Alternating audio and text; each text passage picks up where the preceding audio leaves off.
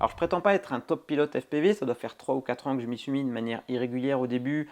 J'ai pratiqué beaucoup de simulateurs.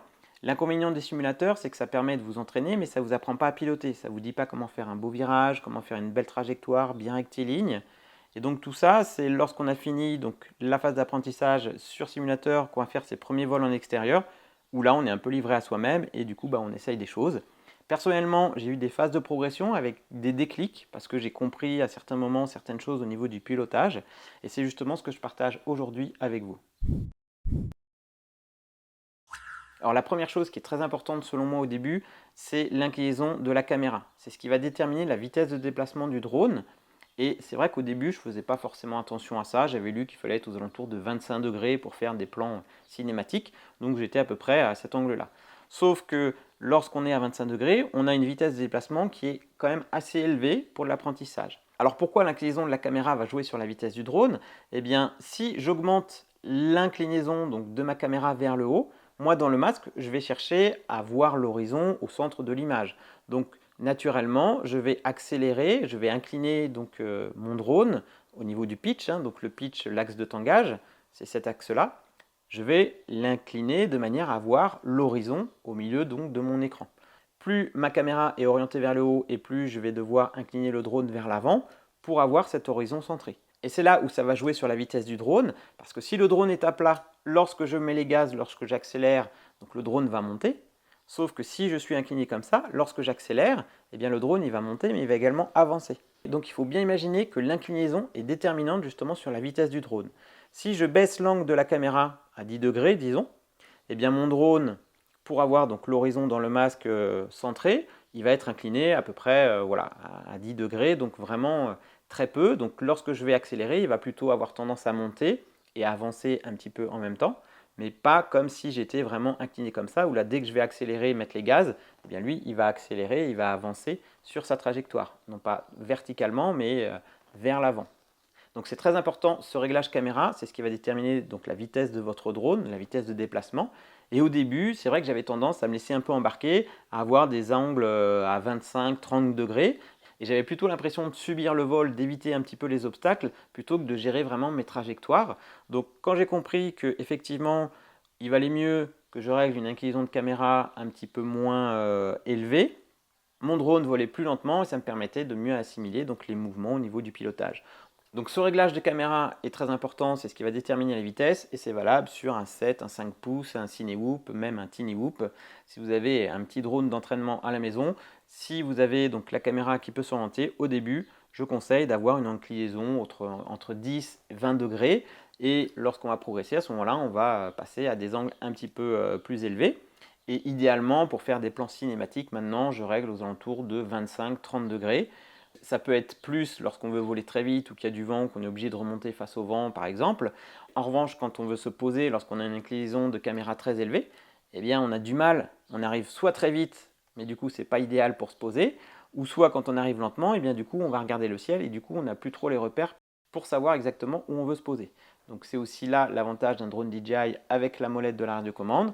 Eh bien lorsqu'on vient se poser, on peut diminuer l'angle d'inclinaison pour voler le plus lentement possible et se poser tranquillement de manière à voir ce qui se passe avec la caméra du drone. Donc très important pour moi maintenant, avant chaque vol, je vérifie l'angle d'inclinaison de la caméra en fonction du vol que je souhaite faire. Idéalement, encore une fois, donc je suis aux alentours de 25-30 degrés suivant les drones que j'utilise et suivant le type de vol que je veux faire. Alors on a vu précédemment que l'inclinaison sur l'axe de tangage, le pitch, ça joue donc sur la vitesse, mais également ça peut jouer sur la variation en hauteur du drone. Au début de la progression, lorsqu'on a un obstacle par exemple qui arrive face à soi, si on est près du sol et s'il y a quelque chose à éviter, le réflexe ça va être de mettre des gaz pour pouvoir passer au-dessus de cet obstacle. L'inconvénient c'est que quand on est sur quelque chose d'étroit, si c'est un passage fermé, en haut et en bas, eh bien, si on met un petit peu trop de gaz, on risque de toucher en haut. Et c'est difficile, je trouve, de doser les gaz. Donc, on va prendre l'exemple d'un mode 2, donc les gaz à gauche. Donc, si j'ai à éviter un obstacle, je dois monter un petit peu. Soit je mets les gaz, donc je suis sur ma trajectoire, j'accélère et du coup là mon drone va monter. Sauf que je trouve que ce n'est pas très précis à doser Si c'est pour monter de quelques centimètres, bah, on a plutôt tendance à mettre soit trop de gaz ou soit pas assez, et donc de réagir de manière assez disproportionnée. Et parfois, ça m'a valu quelques crashs. Lorsque le drone est en vol, donc on a une inclinaison au niveau du tangage, donc du pitch.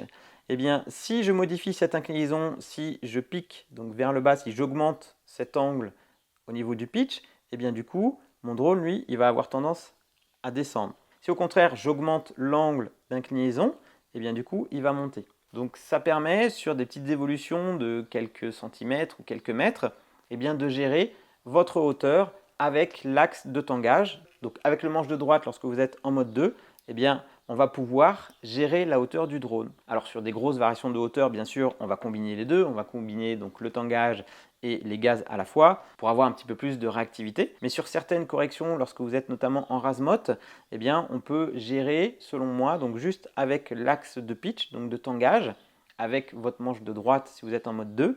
Ça va permettre notamment sur les plans près du sol d'avoir une trajectoire plus fluide, de moins voir les petites corrections qu'on pourrait faire et donc d'avoir globalement une séquence, une image beaucoup plus régulière, beaucoup plus fluide, beaucoup plus cinématique que si on devait corriger à chaque fois avec les gaz, où là on aurait des variations plus importantes et peut-être un petit peu moins précises.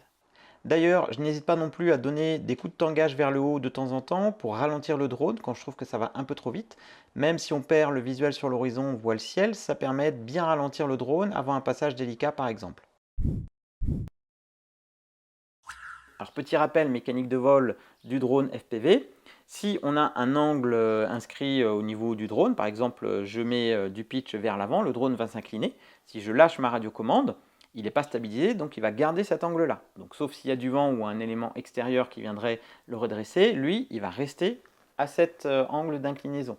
Donc c'est valable sur l'angle du pitch, mais également sur le roll, donc le roulis. Si je donne un mouvement de roll, si je lâche après mon manche, et bien du coup le drone va rester comme ça. Et donc c'est la particularité du FPV, on va donner une instruction, le drone va réagir et ensuite il va falloir corriger pour rétablir en fonction donc de ce qu'on souhaite faire comme trajectoire. Donc c'est pour ça que c'est assez exigeant en termes de pilotage le drone FPV, parce qu'il va falloir piloter et anticiper les réactions du drone en fonction donc de ce qu'on veut adopter comme trajectoire. Donc si j'ai un angle prononcé au niveau du tangage, donc au niveau du pitch, lorsque je vais accélérer, le drone ne va pas monter verticalement. Vu qu'il est incliné, il va monter comme ça vers l'avant. Maintenant, si je fais un mouvement de yaw lorsque le drone est à plat, donc le yaw c'est le mouvement de lacet, il va tourner comme ça. Mais si je suis incliné, et bien du coup, il va tourner comme ça. C'est la même chose en roulis. Si je suis à plat, lorsque j'effectue un mouvement de roulis, le drone il va s'incliner sur le côté. Mais si j'ai de la vitesse et si j'ai un angle sur le pitch également, eh bien ça va se combiner. Et c'est là où ça devient complexe quand on fait un virage, puisque lorsque le drone a un angle de pitch assez élevé, il ne va pas réagir de la même manière que si mon drone était quasiment à plat. Lorsque je veux faire un virage, idéalement, il faut que je combine à la fois du roulis et du lacet pour pouvoir le faire tourner. Puisque le roulis, ça va incliner le drone latéralement, et le lacet, c'est ce qui va me permettre de pivoter et donc de gérer ma trajectoire. Et c'est ce que je conseillerais au début à tout le monde, c'est de s'entraîner à faire tout le temps, lorsque vous voulez tourner, lorsque vous voulez faire un virage, de tout le temps combiner le roulis et le yaw. Donc à chaque fois que je fais un virage, j'essaye d'avoir mes deux manches en même temps qui agissent de manière symétrique. Donc je me suis imaginé une barre virtuelle qui relierait en fait les deux manches, et à chaque fois que je fais un virage, eh bien j'essaie de bouger les deux manches. Alors après, avec un petit peu d'expérience et en fonction de la situation de vol dans laquelle vous êtes, ce n'est pas toujours le cas, il ne faut pas toujours que ce soit symétrique. Mais au début, moi, c'est ce qui m'a permis de faire des beaux virages bien réguliers et de comprendre justement qu'il fallait plusieurs axes pour effectuer un beau virage. Donc je vous encourage au début à le faire, à garder tout le temps vos deux manches symétriques sur le mouvement gauche et droite, roulis, lacet, pour essayer d'avoir un virage le plus coulé et le plus rectiligne possible. Alors après, il y a des petites choses qui permettent de se mettre aussi en confiance. C'est le paramétrage au niveau des switches, au niveau des interrupteurs de la radiocommande, pour vous permettre de basculer facilement du mode stabilisé, donc là où le drone va reprendre donc son axe, son horizon, au mode accro. Donc personnellement, moi c'est cet interrupteur, donc ce switch sur ma Taranis, et j'ai mis le mode stabilisé vers le haut, parce que je trouve ça plus simple de lever le switch que de le baisser, il y a moins d'efforts. Et surtout, ça me permet de passer en mode stabilisé sans lâcher les manches. Et donc ça, c'est pour moi très important de, au début, ne pas avoir à lâcher les manches et de pouvoir réagir le plus rapidement possible. Sur la radiocommande DJI, la touche pause ou le M se situe au même endroit. Donc ça me permettait également donc, de garder les repères sur les deux radiocommandes, de ne pas avoir des interrupteurs différents. Donc je sais que c'est mon index à gauche qui agit donc sur la touche pause ou la touche stabilisée.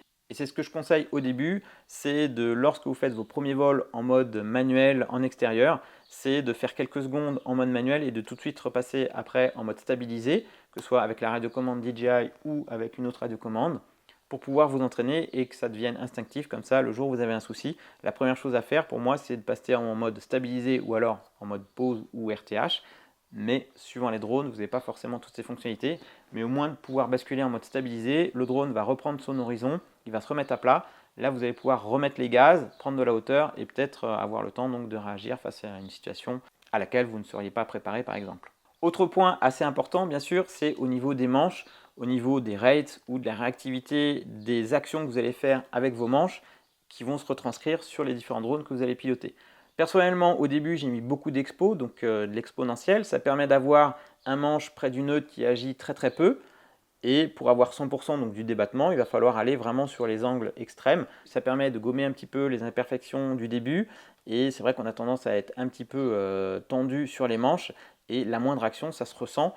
Donc au début, j'ai mis beaucoup d'expo et une zone un petit peu vide près du neutre pour me permettre d'avoir un petit peu de marge au niveau donc, de l'action, au niveau des manches, un peu moins de réactivité. Parce qu'en plus, au début, on a tendance à être très crispé sur les manches. Et ça aussi, c'est quelque chose que je conseillerais. C'est en vol, lorsque vous commencez à avoir un petit peu d'expérience, un petit peu d'habitude, c'est de vous entraîner à lâcher les manches lorsque le drone est bien sur sa trajectoire et qu'il a l'air bien stabilisé. Parce que parfois, j'ai l'impression d'être trop crispé, trop contracté. Et sans le vouloir, en fait, j'appuie ou je pousse légèrement le manche. Ça joue à quelques millimètres. Donc souvent, en vol, ça m'arrive de me dire, bon allez, hop, là, je détends mes mains, je relâche les manches pour que le drone, lui, il vole tout seul. Sur un drone qui est bien équilibré, eh bien, lorsqu'on est sur une trajectoire, lorsqu'on lâche les manches, eh bien, en principe, il ne bouge pas. En tout cas, moi, c'est le cas pour mon 5 pouces ou même le petit Defender 25. C'est un peu moins le cas sur les drones DJI, notamment le DJI FPV. Lorsqu'on lâche, bah, je trouve qu'il faut quand même corriger parce qu'il a tendance un peu à se balader. Mais c'est quelque chose que je m'entraîne à faire, de lâcher les manches pour détendre mes mains, pour ne pas être crispé sur les commandes. Et parfois aussi, s'il y a une mouche ou si vous devez repositionner le masque par exemple, eh bien, on a besoin parfois de lâcher une main. Et donc, il faut pouvoir se détendre et savoir justement gérer son drone, le mettre sur sa trajectoire. Et un drone, encore une fois, bien équilibré, lorsqu'on ne touche plus aux manches, normalement, eh bien, il reste sur sa trajectoire. Alors voilà pour les bases qui, moi, me semblent essentielles au niveau donc l'angle de l'inclinaison de la caméra, le virage qu'on essaie de faire simultanément, surtout au début, pour bien comprendre comment on fait un virage en FPV, bien se détendre au niveau des manches et laisser voler le drone le plus possible, ne pas surpiloter, ne pas faire de gestes qui n'ont pas lieu d'être, des gestes parasites. Le drone, moins on en fait et mieux il volera. Et donc tout ça, forcément, ça demande un petit peu d'expérience et il faut pratiquer, c'est vraiment là la clé selon moi. Il ne faut pas avoir peur de cracher, parfois ça arrive, ça fait partie du jeu. C'est pour ça d'ailleurs que lorsque je fais une session FPV, eh bien, j'évite de trop m'étaler, de vider tout mon sac, tous mes accessoires, parce que si on crache le drone, eh bien, la plupart du temps, on est pressé d'aller le rechercher. Donc si on a tout son matériel de sortie, si on est à plusieurs, s'il y a quelqu'un qui reste sur le terrain, ça va. Mais si les gens qui vous accompagnent viennent chercher le drone avec vous ou quoi, ça évite de laisser les affaires toutes seules et ça évite de perdre des choses. Donc c'est pareil, à chaque fois que je fais une session FPV, j'essaie de ranger tout mon matériel parce qu'en cas de crash, si je dois aller chercher mon drone, et bien du coup, j'ai juste mon sac à dos à mettre sur moi, comme ça je prends toutes mes affaires avec moi, parce que lorsqu'on cherche un drone qui a crashé, malheureusement, ça peut durer très longtemps avant de le retrouver.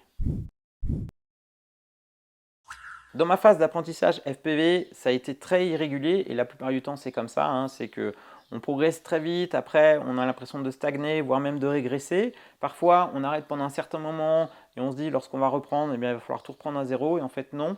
On a les sensations tout de suite, donc on reprogresse, après on stagne, donc c'est assez irrégulier comme progression. Il faut pratiquer, encore une fois il faut pratiquer. Mais c'est vrai que lorsqu'on commence à être à l'aise, eh bien forcément on va pouvoir tenter plus de choses, on va être plus décontracté sur les manches et plus ça va aller, eh bien plus on va piloter de manière efficace et précise et surtout on va avoir une trajectoire bien fluide puisqu'au début, on a tout le temps tendance à être un petit peu crispé et à surpiloter. Alors voilà pour ma progression et les différentes étapes qui m'ont permis d'évoluer dans l'activité. Si vous aussi de votre côté vous avez rencontré ce même type de progression un petit peu en dents de scie avec des moments clés qui vous ont permis d'évoluer ou alors des petits tips que vous aimeriez partager, n'hésitez pas à le faire en commentaire. Mais c'est sûr que lorsqu'on commence à avoir des trajectoires bien fluides, bien rectilignes, eh bien c'est aussi beaucoup moins de travail en post-production en termes de stabilisation, donc c'est vraiment satisfaisant. D'ailleurs pour ma part je vais y retourner et d'ici là je vous dis à très bientôt pour de prochaines vidéos.